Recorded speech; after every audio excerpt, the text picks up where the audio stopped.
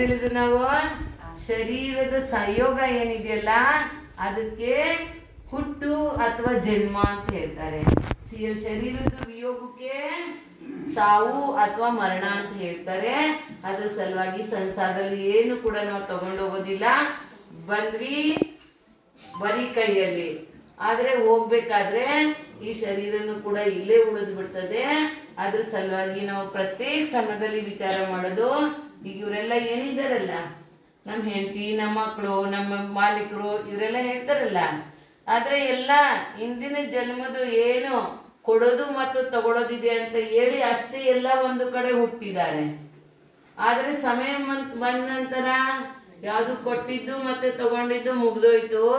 ಅದಾದ ನಂತರ ಅವ್ರು ಯಾವ ಸಮಯದಲ್ಲಿ ಹೋಗ್ಬಿಡ್ತಾರೆ ಹೇಳಲಿಕ್ಕೆ ಬರೋದಿಲ್ಲ. ಅದ್ರ ಸಲುವಾಗಿ ಯಾರ್ದು ಬಗ್ಗೆ ನಾವು ಮೋಹ ಮಾಡದಲೇನೆ ತಮ್ಮ ಕಲ್ಯಾಣ ಯಾವ್ದ್ರಲ್ಲಿ ಇದೆ ಅದೇ ಕಾರ್ಯಗಳನ್ನ ಮಾಡ್ತಾ ಹೋದ್ವು ಅಂದ್ರೆ ನಿಯಮದಿಂದ ನಮ್ಮ ಕಲ್ಯಾಣ ಹಾಗೆ ಆಗ್ತದೆ. ಈಗ ನೀವು ತೀರ್ಥಕ್ಕೆ ಬಂದ್ರಿ, ಏನು ಇಲ್ಲಿ ಮಾಂಗಿ ತಂಗಿದ್ಮೇಲೆ ಏನು ವಿಶೇಷ? ಹಾ, ನಿಮ್ಗೆ ಯಾರಾದ್ರೂ ಕೇಳಿದ್ರಿ ನೀವ್ ಅಲ್ಲಿ ಮಾಂಗಿ ತುಂಗಿ ಹೋಗ್ ಬಂದ್ರಿ, ಅಲ್ಲಿ ಮಾಂಗಿ ತುಂಗಿದಲ್ಲಿ ಏನಿದೆ?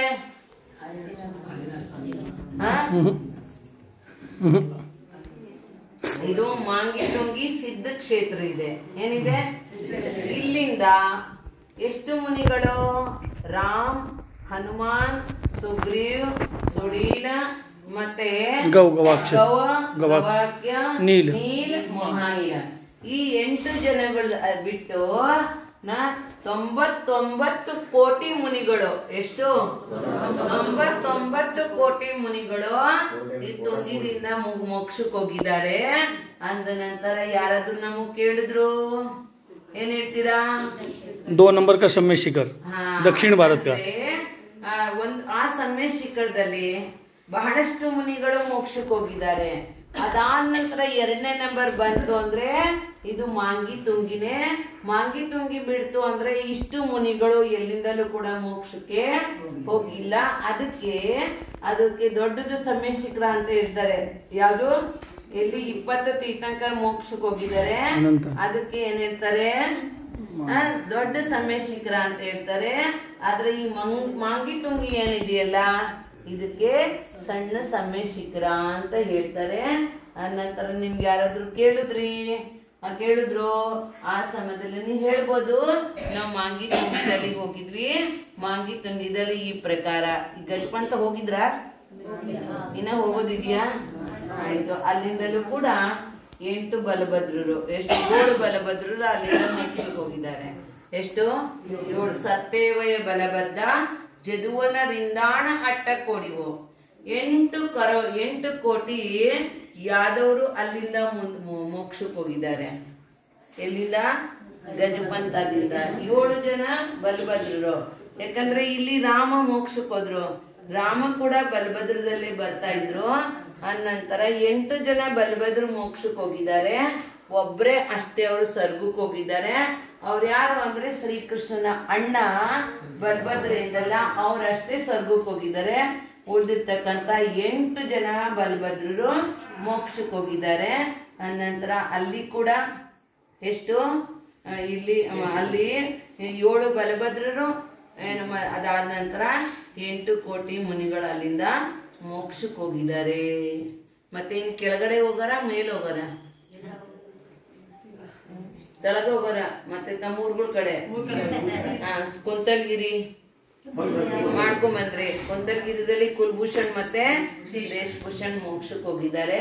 ಅದಾದ ನಂತರ ಕೆಳಗಡೆ ಯಾವುದು ಕೂಡ ಮೋಕ್ಷ ಸ್ಥಾನ ಇಲ್ಲ. ಅನಂತರ ಇದು ಒಂದು ಒಳ್ಳೆ ಕಾರ್ಯ. ಯಾಕಂದ್ರೆ ನಮ್ದು ಈ ಮನುಷ್ಯ ಪರಿಹಾರ ಸಿಕ್ಕಿದ ನಂತರ ಈ ಕಾಲು ಈ ಕಾಲದ ಉಪಯೋಗ ಏನು ಅಂದ್ರೆ ಪಾದೋನ ತೀರ್ಥಂ ಅಂದ್ರೆ ಈ ಕಾಲುಗಳಿಂದ ನಾವು ತೀರ್ಥದು ಯಾತ್ರಾ ಮಾಡ್ಬೇಕು. ಅಂದ್ರೆ ಟೈಮ್ ಕೂಡ ಆಯ್ತು. ಅದ್ರ ಸಲುವಾಗಿ ಇಲ್ಲ ಅಂದ್ರೆ ಅದಕ್ಕೂ ಕೂಡ ಬಹಳಷ್ಟು ದೃಷ್ಟಾಂತಗಳಿದ್ದಾವೆ. ಆದ್ರೆ ನಾಳೆ ಬೆಳಿಗ್ಗೆ ನೀವು ಎಲ್ಲಾರು ಮಹಾರಾಜರಿಗೆ ಆಹಾರ ಕೊಡೋದಿತ್ತು ಅಂದ್ರೆ ಯಾರ ಕಡೆ ಕಪಡ ಇದು ಸೀರೆ ಸೂತಿ ಸೀರೆ ಇದಾವೆ ಅವರು ಮೊದ್ಲದು ಮಹಾರಾಜದೆಲ್ಲ ಅವ್ರಿಗೆ ಆಹಾರ ಕೊಡ್ಬೋದು.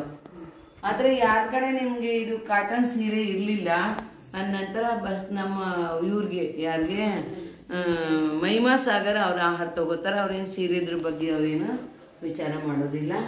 बोलिए पंचमरमेष्टि भगवान ಏನಾದ್ರೂ ಕೇಳ್ಬೇಕಾಗಿದ್ರೆ ನೀವು ಕೇಳ್ಕೊಡ್ರಿ, ನಾವು ಬೇಕಾದ್ರೂ ಉತ್ತರ ಹೇಳ್ತೀವಿ. 7 ಮಂದಿ ಕುಲಕರ್ರ ಹೆಸರು ಹೇಳ. ಏನು ಕುಲ್ಕರ್ ಅಲ್ಲ, ಬಲಭದ್ರು. ಎಲ್ಲಿದ್ದಾರೆ ಕುಲ್ಕರ್? ಅದರಲ್ಲಿ ಬರ್ತಾರೆ 169 ಏನು ಮಹಾಪುರುಷರಲ್ಲ, ಅದರಲ್ಲಿ ಕುಲ್ಕರ್ರು 14 ಜನ ಇದ್ದಾರೆ. 14 ಜನ ಕುಲಂಕರರು.